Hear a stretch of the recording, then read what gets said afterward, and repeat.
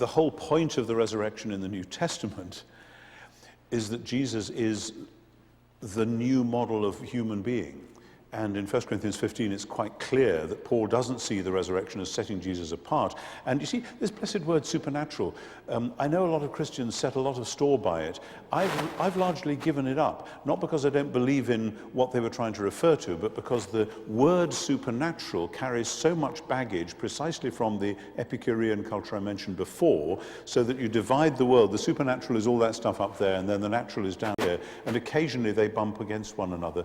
And in the Bible, it's not like that. In the Bible, heaven and earth are meant to go together. They overlap and they interlock, and it's kind of dangerous and confusing, but that's a much harder worldview for today's Western worlds to get hold of. And in a sense, the secular age, I think, is because we've lived with Epicureanism for so long, and that's how it works out.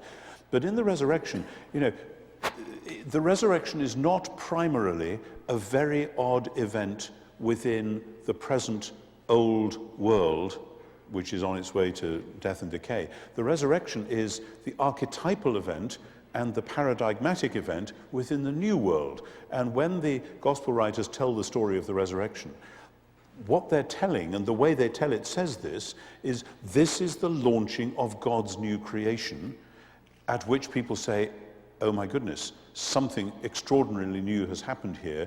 Jesus is at the middle of it. They don't say, therefore he must be some incarnate divinity who's different from us. They say he's actually leading the way into God's future, and he's beckoning us to join him. And oh my goodness, this is a bit scary. So I mean, that's how the stories work as narratives. And it seems to me, therefore, if that's what Kant said, he was actually very seriously wrong. And maybe that is the reason. I mean, Bultmann was a neo-Kantian philosopher, part of his makeup, that why Bultmann had to do the demythologizing if that's what he thought was going on. So now's my time to confess that I'm totally confused about something. And I've been worrying about it in preparation for this discussion for weeks now, and so I'll just admit it. I've been trying to understand, so the way I'm interested in reading the Bible, and maybe this is not the way everyone reads it, but I want to know what's the conception of themselves and of the world that these people have, such that this is the way they have to explain how things happen. This is the way they have to explain the creation. This is the way they have to explain guilt. This is the way they have to explain, and so on. And when it comes to the resurrection, there's something in the area that I can recognize, but there's something that I think I can't recognize, so maybe you can help. The resurrection is the story of Jesus, after having died, coming back in a bodily form. And there's all sorts of things that are interesting to me about it. One of the things that I find very interesting is the constant insistence that the apostles tended not to recognize him. It took a long time and so on. I think that's interesting. I'm not quite sure what to make of it. But the thing I can recognize is that this is a story about death, and this is a story about what happens when people confront the death of someone who's not just close to them, but's organized their world and has organized their understanding of everything that is. This is in some sense a story about grief. And when I think about the phenomenon of grief, I think that it would be completely unbearable. It would have to be completely unbearable if in your grieving at the loss of another, it wasn't, at least in some sense, part of your experience of the other through your grief at their loss, that they're part of your future, that your future makes sense only in the context of their being there, in some sense of being there. So, I recognize that. I think that if you didn't have that, then, as I say, I think grief would be virtually unbearable. But the story of the resurrection of Jesus isn't a story about how you're going to understand your future as involved with this person that's now gone and will somehow be there for you. It's a story about how he's now actually there. He's actually there and really physically there. And that's got to be an extra step. That's not just the story about grief. And that's something that I'm fascinated by, but I don't know where to see the phenomenon. Wow, that's fascinating the way you put it. And there are several different strands to what you just set out. And of course, some people have taken the quite well-known phenomena of appearances of somebody who's recently died. My father-in-law, after he died, somebody who didn't know he'd died, but who was a close friend, perceived him in the room and didn't know he died, and sort of thought, funny, what's Frank doing here? And then he disappeared again, and he was on the phone, and actually he died. And that is a well-known phenomenon. People have written books about it. It's been studied often enough. And of course, here's the trick. They knew about such phenomena in the ancient world as well. And that's well documented. You see an example of it in the book of Acts. I needn't go into it, but so it's not something that we know about which they didn't. And so whether you call that a grief-induced fantasy, or whether you say that actually, since the people didn't even grieve yet because they didn't know the person was dead, it's something else going on which is inexplicable in normal modern understanding.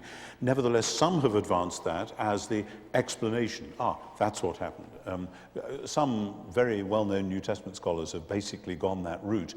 I find that incredible as an explanation because they did know about visions, ghosts, dreams, fantasies, and they're perfectly capable, again, as Luke makes clear in Acts, of distinguishing between fantasy, dream, imagination, and waking reality, actual hard-edged reality. And so I think that without seeing Jesus and without there being an empty tomb, the stories are inexplicable. If you just have an empty tomb, well, come on, guys, somebody stole the body. In the ancient world, people stole bodies, people robbed tombs, especially of well-known or famous people, because they were hoping for loot. And likewise, people saw visions. So without those two, I find it impossible to explain. But here's the thing, in Luke 24, the last chapter of Luke's Gospel, there we've got grief all right. We have this amazing story, beautifully told, of the two disciples on the road to Emmaus, who are just totally defeated and distraught. And Jesus comes alongside incognito. And you're absolutely right. One of the fascinating things of the resurrection accounts there and then in John as well, John 21 particularly, is that they don't immediately recognize him. And this is ridiculous. They've been with him day and night for 3 years. And the evangelists knew that. And so part of my question there is, if they're not actually reporting it as it happened, would you make it up like that? If after 10 years or 10 weeks or 30 years or whatever hypothesis you want, you think, well, actually we need to tell some proper stories about this to get this movement solidified, you wouldn't make them up like that. There's a magic moment in John 21 when they're fishing and Jesus is on the shore and it's Jesus. Oh my goodness, what's going on? They come into shore. Jesus is already cooking breakfast for them. And John says, none of them dared ask him, who are you? Because they knew it was the Lord. You think, excuse me, what's this about? This is very strange. There is a sense that he's the same but different. And they don't have at that stage a worldview which can accommodate that. Because those Jews who believed in resurrection, either, like the Maccabees, believed you'd come back exactly the same, just the same all over again. Cut off my hand if you like, and I'll get it back again in the resurrection. Or, like 2nd Baruch, they believed in people shining like stars in the heavens, which is picked up from Daniel chapter 12. They didn't talk about somebody who was the same and yet different. And the way that the early Christians seem to get their heads and their hearts around this is to come up with the idea this is the beginning of new creation. You know, when somebody's very sick, you say, poor old so-and-so, he's just a shadow of his former self. But what the early Christians end up saying quite quickly by the 50s, because it's in Paul, is that if you're in Christ, indwelt by the Spirit, you are just a shadow of your future self. And the reason they were able to say that is they had Jesus in mind. And here's the other thing. We know of at least a dozen messianic or would-be messianic or prophetic movements, roughly 100 years either side of Jesus, going back into the 1st century BC and going on to Bar Kokhba in the 130s. Routinely, they ended with the death of the founder, and often with the death of most of the people who'd pinned their shirts on him as well, who really, he was, Bar Kokhba was the center of the world for Rabbi Akiva and lots of others. And when Bar Kokhba went down, this is exactly as you describe it. How can we live without this person?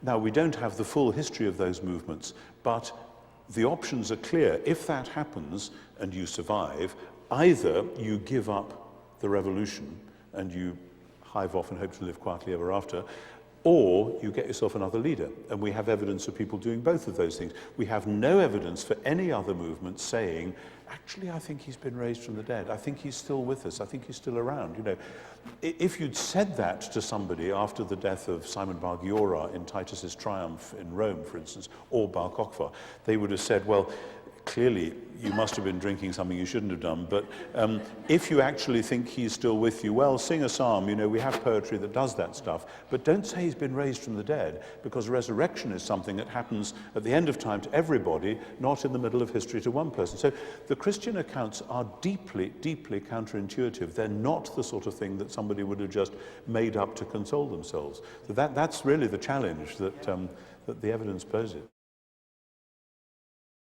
For more information about the Veritas Forum, including additional recordings and a calendar of upcoming events, please visit our website at veritas.org.